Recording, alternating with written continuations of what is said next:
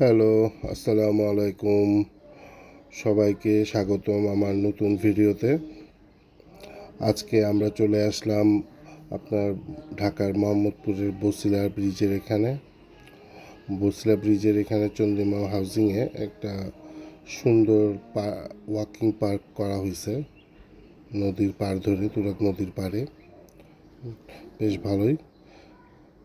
দেখা যাক আজকে আমি আপনাদেরকে কি কি এখান থেকে দেখাতে পারি।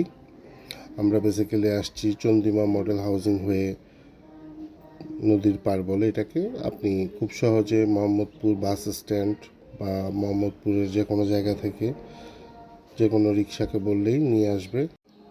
নর্মালি মোহাম্মদপুর বাস স্ট্যান্ড থেকে 40 টাকা রিক্সা ভাড়া নেয়, ক্ষেত্র বিশেষে একটু চেষ্টা করে তারা একটু বাড়া নেওয়ার জন্য, বাট 40 টাকা হচ্ছে যে নর্মাল ভাড়া।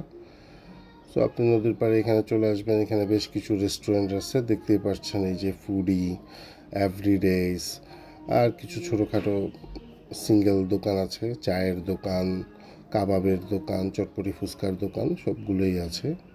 বেশ ভালোই, খারাপ না। আপনি বিকালবেলা এখানে সুন্দর হাঁটতে পারবেন, নদীর ওই পারে যেতে পারবেন। নদীর ওই পারেও সুন্দর হাঁটার জায়গার ব্যবস্থা আছে। দেন হচ্ছে যে আপনি ইভিনিংয়ে এখানে স্ন্যাক্স বা রাতের খাবার এগুলো এখানে সারতে পারবেন। বেশ ভালোই। এই যে ফুডি এবং এভরিডে, এই দুটো রেস্টুরেন্ট ভালোই। এভরিডেতে অলমোস্ট আপনি চাইনিজ, ইন্ডিয়ান, বাংলা, কাবাব আইটেম সবগুলোই পাবেন। ফুডিজেও আপনি চাইনিজ, ইন্ডিয়ান, বাংলা খাবারগুলো অ্যাভেলেবেল পাবেন। আর যে দোকানগুলো দেখতে পাচ্ছেন এগুলোতে চা, কাবাব, এই আইটেমগুলো আছে। এখন আমরা এদিক দিয়ে আপনার ঢাকা উদ্যানের দিকে যাব, কিছুক্ষণ হেঁটে দেখব ওয়াকিং পাস রোডটাতে। এই যে নদীর ধারে নৌকাগুলো ঘাটে বাঁধা আছে, এই নৌকাগুলো করেই বেসিক্যালি ওই পারে যাওয়া হয়। ওই পারে গিয়ে ঘুরে আবার চলে আসা যায়। 20 টাকা ভাড়া নেয় যাওয়া আসা, খুব একটা বেশি না। আর প্রত্যেক মোড়ে মোড়ে তো আছে এরকম স্ট্রিট ফুড, বাদাম, চটপটি এগুলো বিক্রি করতেছেই। এই যে ঢাকা উদ্যানের এখানে আরেকটা নতুন পাড় আছে।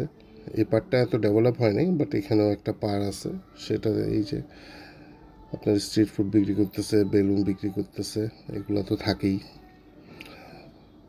প্রতিদিনই কম বেশি ভিড় হয়, বাট শুক্র শনিবার একটু বেশিই হয়, লোকজনের আনাগোনাটা একটু বেশি। যেহেতু ঢাকাতে সবাই কর্মব্যস্ততার মাঝখানে থাকে, একটুখানি সবুজের চারপাশে আসার চেষ্টা করে সবাই।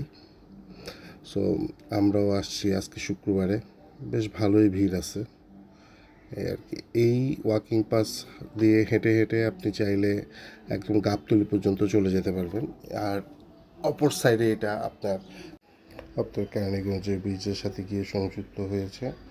নর্মালি এই পথে বালু আসা যাওয়া করতেই থাকে, আর ইট ভাটার খোলা তো দেখতেছেনই। সো যার কারণে বেসিক্যালি ইট ভাটা এসব আসা যাওয়া লেগেই থাকে, এখানে কোনো মিস নেই।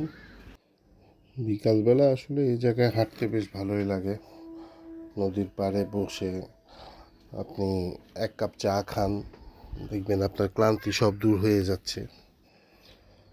আমরা এখন এদিক থেকে হাঁটতে হাঁটতে আবার বছিলার দিকে ব্যাক করব। বছিলা পর্যন্ত যাব না, বাট আমরা চন্দ্রিমা হাউজিং পর্যন্ত আস্তে আস্তে ব্যাক করব সেদিক দিয়ে গিয়ে, কারণ ওই জায়গায় যেহেতু মানুষজনের আনাগোনা একটু বেশি, ওই জায়গায় যাব। সেখান থেকে আমরা দেখি কি করা যায়, কোন দিকে যাওয়া যায়। বাট এক পশলা বিকালবেলার জন্য বেশ ভালো এই জায়গাটা। এই যে রেস্টুরেন্টটা দেখতেছেন, এটা আমার মোস্ট ফেভারিট। এদের এখানে সবচেয়ে গুড পার্ট হচ্ছে কি, এদের লাইভ মিউজিক হয়। এদের রেস্টুরেন্টের নাম দিছে মাইলস, বেসিক্যালি খুব সম্ভবত 99 মাইলস। তো এদের এখানে বেশ ভালোই লাইভ মিউজিক করে এরা নিজেরা, বেশ ভালোই লাগে। আমরা একটু ওখানে চা খেলাম, চা খাওয়ার পরে এভরিডেতে চলে আসলাম কাবাব ট্রাই করার জন্য। এটা ওদের রুফটপ থেকে এই যে আমার ঠিক অপোজিটে রিভারিয়া আরেকটা রেস্টুরেন্ট আছে, এটাও বেশ সুন্দর। বডিটা ওরা নৌকার মতো করে করছে। আর এটা হচ্ছে এভরিডে রেস্টুরেন্টের রুফটপ ইন্টেরিয়র। ওভারঅল আমার জায়গাটা ভালোই লাগছে, আশা করি আপনাদেরও ভালো লাগবে।